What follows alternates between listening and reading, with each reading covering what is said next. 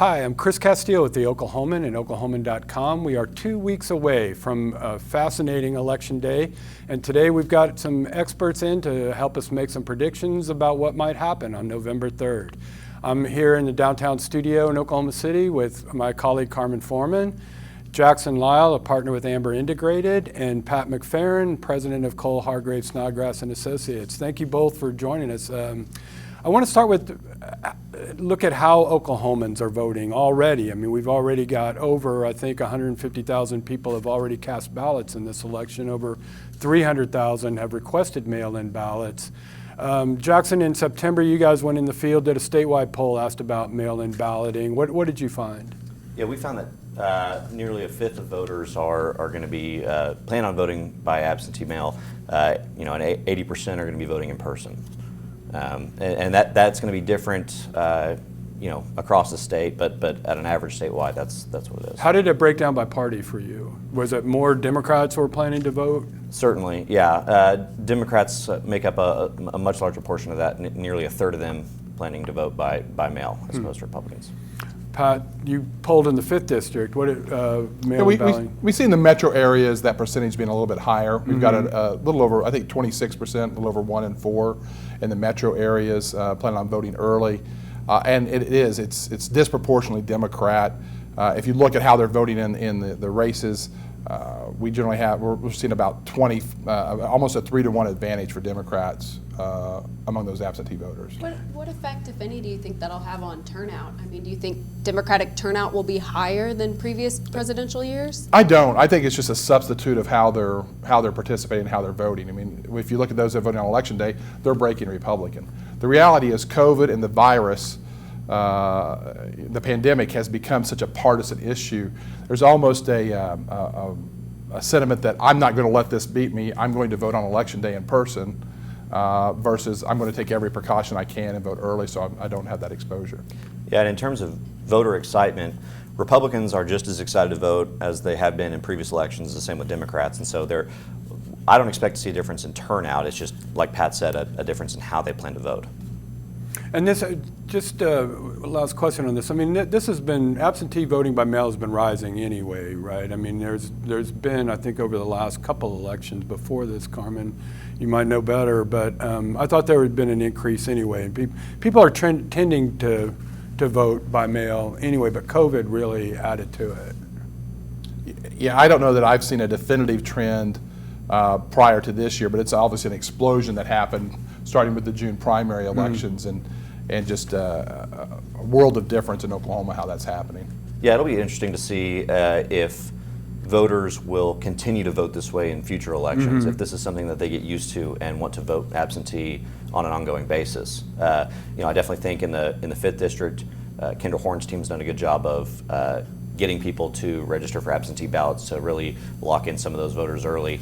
And if that continues in the future, that's going to be an interesting trend to watch. Right. Well, I think we actually saw that with State Question 802 in June. Yeah. I mean, when they went in absentee ballots, they locked those in. You had an organizational campaign apparatus that really worked it and plugged that in. And helped them return them, too. It wasn't just requesting, they were helping them return ballots. Get their materials together to return them. Right, and it's something that will generally help the better funded candidate or campaign that can run a protracted campaign. If you're in a situation where you have less resources and an ability, you generally have concentrated that when the most voters are making their decision that last 72 hours. This expands that dramatically. So it's going to be an advantage. Early voting is always a real advantage for the most well-funded efforts.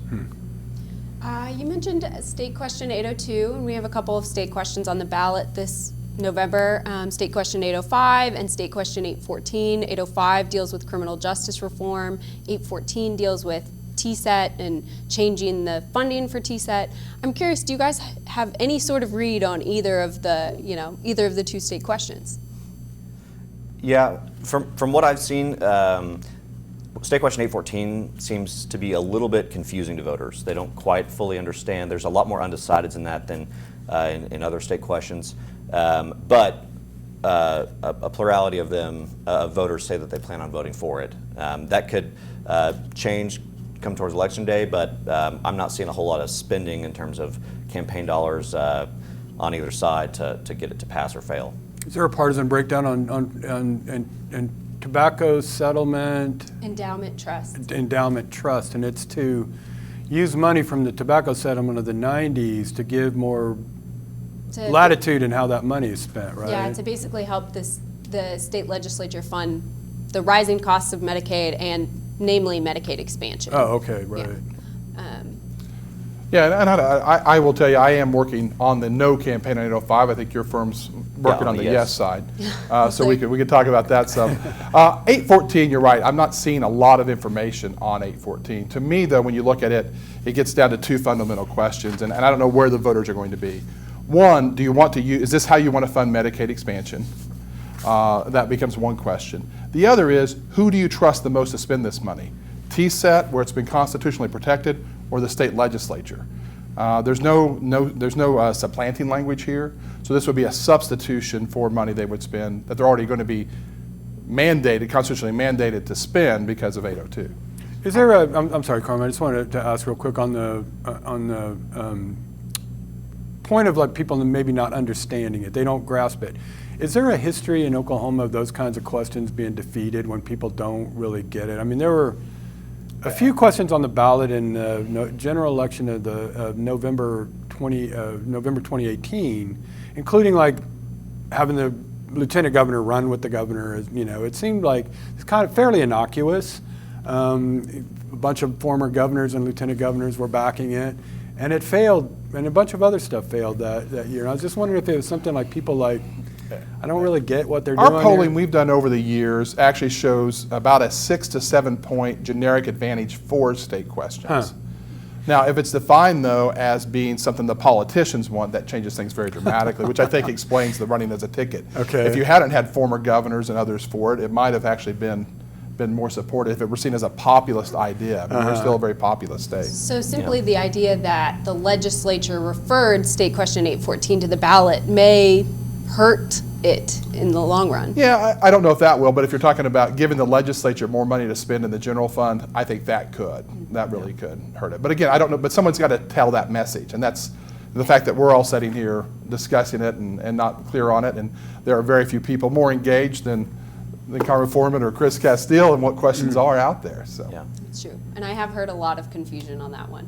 So, and you asked my exact question about 805 though, you know, that's the criminal justice one. You know, we're in a kind of an era of criminal justice reform. How does that one go, do you think? What's your prediction? Well, I don't know that I have a prediction. I can tell you, I looked at this, well, if you just read the ballot question, before this, $2.5–3 million yes campaign started on television, it was 37 yes, 44 no.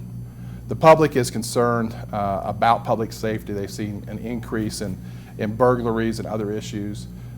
They were very much supportive, and I did the polling for State Question 780 that made low-level property and drug crimes misdemeanors, and that's led to actually the new numbers from the Department of Corrections out today. 5,000 fewer inmates in Oklahoma prisons today than just 2 years ago. Well, that was 2016 that passed. It is. It didn't take effect until July 1, 2017. Okay. And then it wasn't made retroactive until November of 2018. So it's been, you know, we're just now seeing that decrease. Okay. But the public, I mean, we'll see where they are on this. I do think they're very concerned about, from what we're seeing as we're doing our social media audits and others, is that they are very concerned about how it reduces penalties for especially domestic violence victims, domestic violence abusers, and breaks those promises to victims, especially in the retroactive nature of it. Yeah, some of the polling that we've done shows 805 ahead, but not over 50% yet. There's certainly some undecided voters in this race. There are a lot of questions, like Pat mentioned, about some nonviolent offenses that are still, we would consider heinous or bad. But that comes down to DAs have a responsibility to charge offenders with violent crimes along with those nonviolent offenses. Right. So for domestic abuse, they could also charge them with battery or things like that would be considered a violent crime. And I think part of the campaign on the yes side is to educate voters that is a possibility. Yeah, I mean, we're getting off our polling, our expertise, but I would just say that every legal ethics person I talk to says, no, when there's a specific crime, you have to charge that, you can't charge the general, so. Yeah. All right, let me put you guys on the spot. Jackson, you first. Can Democratic presidential candidate Joe Biden win a county in Oklahoma in 2 weeks? It's been since 2000, Al Gore, since a Democratic presidential candidate has won a single one of the 77 counties in Oklahoma. Yeah, I would say it would surprise me.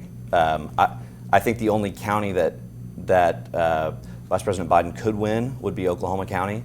That's a county that Drew Edmondson carried in 2018. Carried it big, yeah. Yeah, and by Medicaid over 10 expansion points. carried big, right? Yeah, but you know the issues are different. I think that it's completely different when you're talking about a midterm election and a general, and you've got now a presidential election. You're going to have a lot Right. more voters that are typically every 4-year voters that are going to come out, and frankly, Republicans in the state have done a good job of just flipping registration, and I think that's going to be a tall mountain for Biden to climb. What do you think, Pat? No, I don't think Biden does. I mean, when you look historically, 2016, Trump carries the county by more than 10 points. I just don't think it's changed that much. Is it moving? Yes. Do I think it'll be closer than 10 points? Yes.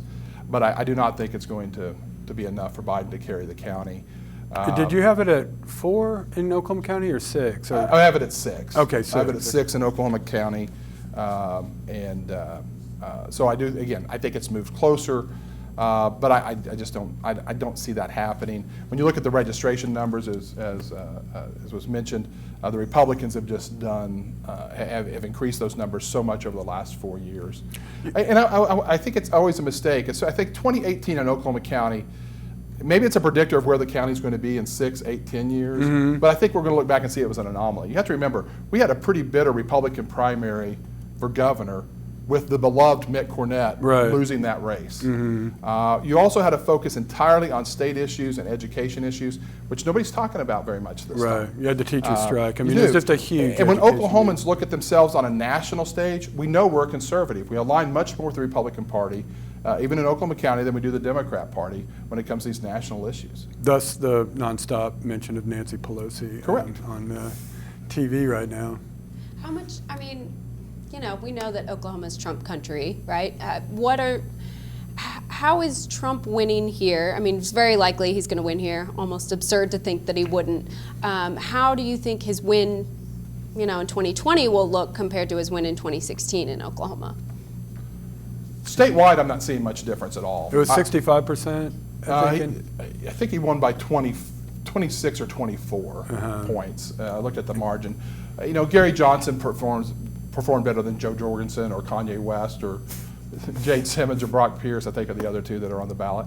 But I think it's going to be very similar overall, but I do think it's going to be shrinking in the metro areas and further expanding in the rural counties. I mean, we're going to have many rural counties that are in this 75 to 80%, if not some of the panhandle hitting 90% for Trump in this election. Jackson, that point kind of brings up, why? Why would that be the case? I think there's a mindset, among maybe urban people, the media, really that COVID, the response to COVID would hurt the president.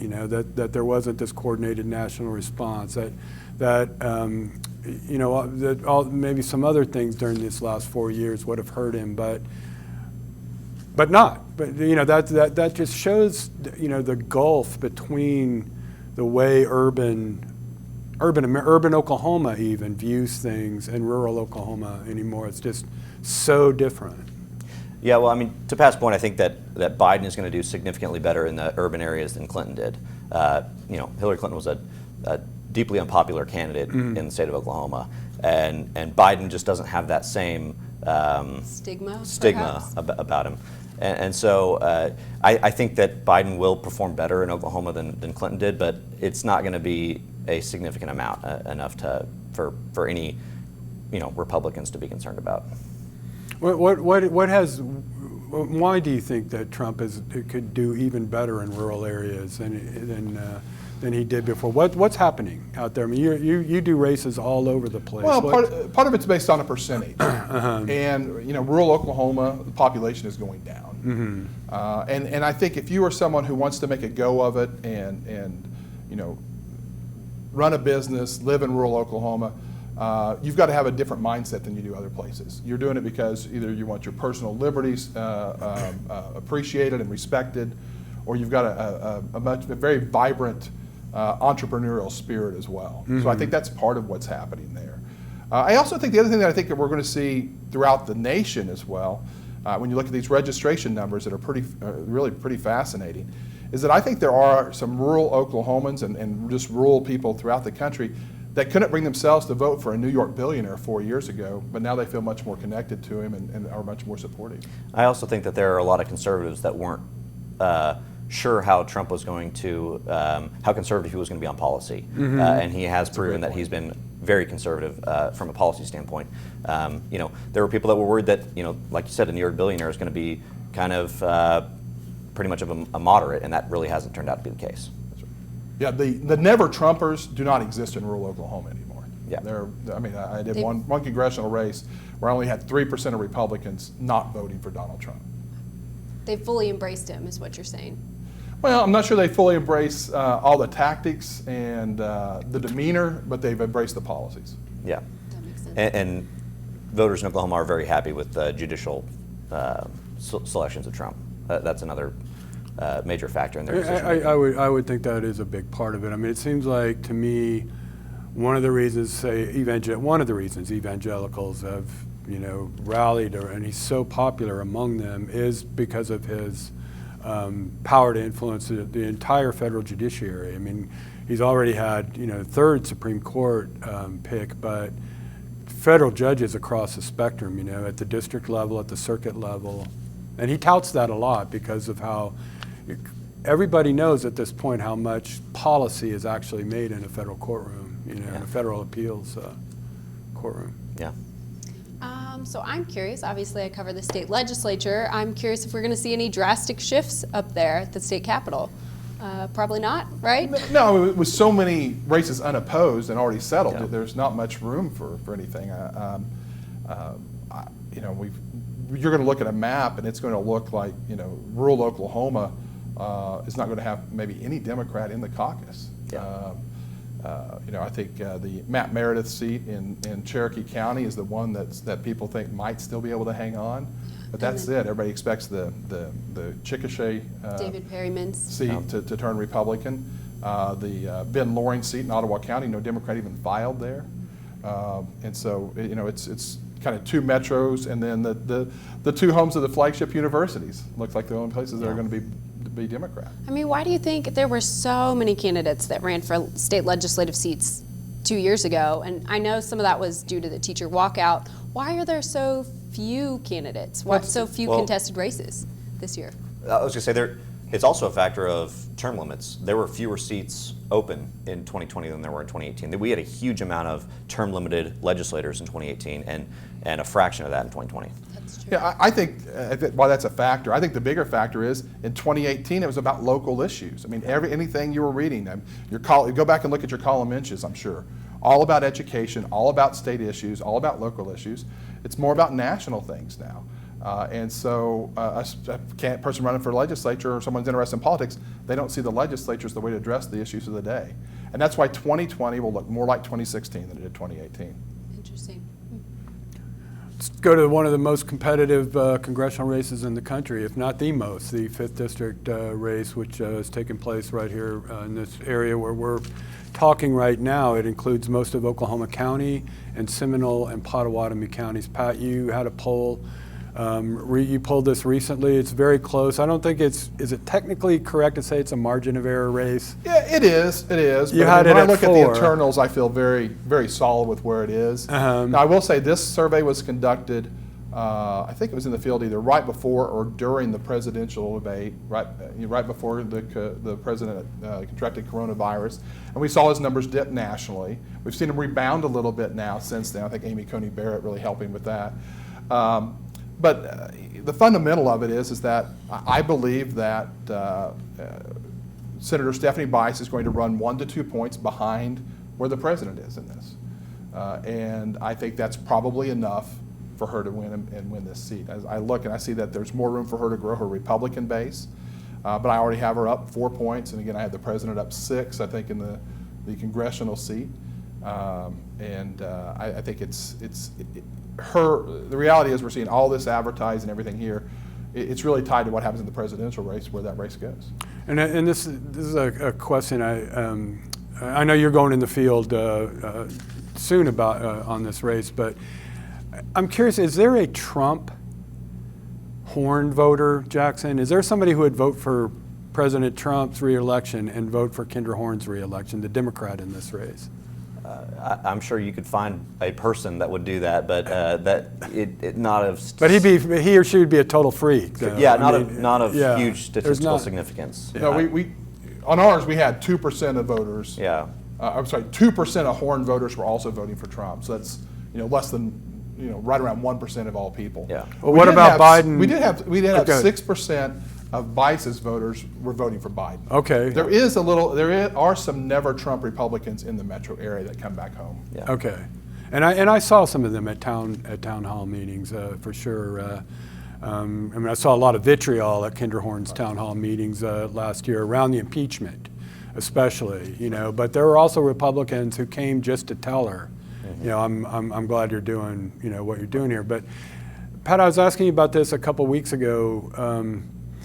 If Trump isn't that popular in this district, in the 5th district, if he's up only 4 to 6 in the 5th district, why not run against him if you're Kendra Horn? Well, because you're going to lose by 4 or 6 points. That's a critical amount there. It depends on which side you're on. And to me, that's the proof that I'll tell you, I think the Kendra Horn campaign team is a really, really good campaign team. If you're not following Ward Curtin on Twitter, you need to. Well, then why wouldn't Bice embrace him? Because we saw because there's more to be gained from tying Kendra Horn to Nancy Pelosi than there is from tying yourself to Donald Trump at this point. How so? Well, Nancy Pelosi actually unites Republicans more than Donald Trump does. There are fewer Republicans that like Nancy Pelosi than there are Republicans that dislike Donald Trump.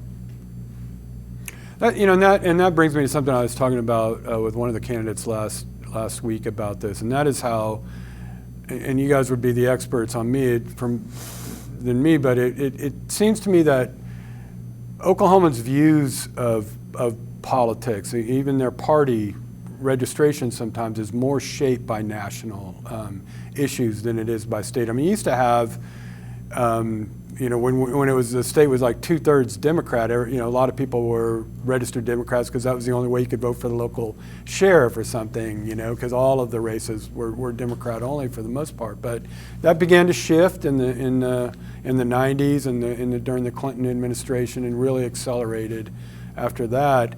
But is that the case? Are people more tuned in to sort of the national picture when they form their political views, when they register as a Republican or a Democrat? Yeah, I'll address this by saying this. We are seeing stronger partisan alignment than I've ever seen. If you are a Republican, we're seeing fewer ticket splitters in this 2020 election than we've had. But I would say yes, if you're coming of age and deciding where you're going to vote during a presidential year, yes, that's true. As we saw in 2018, when it's back on local issues, it's much different. When Oklahomans compare themselves to other Oklahomans, they might consider themselves to be more moderate. But when they compare themselves on national issues, they're all conservative. Right. So if you're saying, the national issues are more at play this year, then it sounds like the commercials in favor or slamming Kendra Horn for voting for Nancy Pelosi might be more effective than, say, the commercials that are slamming State Senator Stephanie Bice for, however lax she may have been on education issues. I think she would say she supported education, but there are commercials that are targeting her and saying, oh, she didn't vote for teacher pay raise or didn't support teachers in 2018. But it sounds like the Nancy Pelosi stuff might hit closer to home because, well, all politics is national now. I think so. I think for the bulk of voters, that's absolutely true. The question is, we're talking about 6 to 8% of the people that are still undecided. And I don't have enough sample size of that group to really know where they are on that. You know, how many people could name the Speaker of the State House compared to how many people could name the Speaker of the United States House? Yeah, a lot of voters don't even know their own state representatives. Yeah. And so that's why, especially during a presidential year, as Pat was saying, the top of the ticket really determines a lot of the down ballot races, and that's having a big effect in the 5th Congressional District, like it is in a lot of these state legislative races across the state. And so, that by, Stephanie Bice talking about Nancy Pelosi with Kendra Horn, I think that's going to have a big effect. I don't know what the effect's going to be on the education issues, but there will be some. We haven't been in the field. It's a question we'll probably ask in the coming days. We're 2 weeks out from election. You said that there's still maybe 6 to 8% undecided in the CD5 race. That seems high, this close. It's actually very low historically. I mean, we've generally talked about being 10 or 12% of the people deciding in the last 72 hours. And that's not happening this time. I've got generally across the board much lower undecideds in most of these contests. Yeah, and I mean statewide we've got still 6% undecided in the presidential election. So as Pat said, there's a lot of late deciders. It's tough to imagine a person who doesn't already have a cemented view of Donald Trump, but they're out there. Surprising. Anything else? Well, I did want to get to something I think you both have polled before, which I think everybody kind of knows by now, but it's still, we're maybe weeks, but probably months away from having a vaccine for coronavirus. And Jackson, you guys polled this in 2 different months. I think it was June and then September. And I think the June, at least there was a majority who said they would get it. By September, it was below a majority, and the number of Democrats who said they would get a vaccine had plummeted. Yeah. What's behind that, and what is that? How does that bode, for the next step in this, which is critical, and that's people getting vaccinated against this? Yeah, we showed that 46% of likely voters said that they would get a vaccine if it was available. 37% would not. Just like everything now, it's become a highly partisan issue, and I think that post-election we might see those numbers go up. But there's a lot of conversation in the Democrat sphere right now about if Trump says the virus is good, we shouldn't take it because just because Trump said it's good. And so is there a feeling that he's speeding it up beyond the point of safety? That it may not be a legitimate vaccine or whatnot. So I think that it's going to be interesting to see at the end of the year or early next year how those numbers change, because I think post-election it might be depoliticized to a certain extent. Have you guys seen any signs of kind of wavering Republican support for Governor Stitt just based on coronavirus, just based on his reaction to nothing else, not gaming, not the budget or anything like that, just coronavirus? I've seen just a little bit of negative movement since May, but he kind of got a crisis or pandemic bump when I looked in May. And that's kind of ebbed and flowed. But I do not think that it's a reaction here. It's been much of a net negative. It's become the excuse for why those on the center and the left don't like him, but I don't think it's a reason. And those people wouldn't have liked him or voted for him anyways. If we asked him in February why they had an unfavorable opinion of him, we had a huge percentage say it was tribal relations. When we asked that question again in September, it was about the pandemic. But the overall number, I think it went from 34 unfavorable to 37, so it was pretty negligible. Yeah, we showed Governor Stitt with a net 22-point approval rating, and so the difference was, while his net approval didn't change a whole lot, it was some voters moving from strongly approved to somewhat approved. Okay. And so you didn't have a whole lot moving into the disapproved category, though. Well, that's a race we'll be talking about in 2 years. Well, maybe even next year that race might Well, start to develop. I think it starts November 4th. Yeah. And I think it really... Don't joke like Well, that. no, well, I shouldn't say that. It starts when we find out who the next president is. Yeah. Hopefully November 4th. Yeah.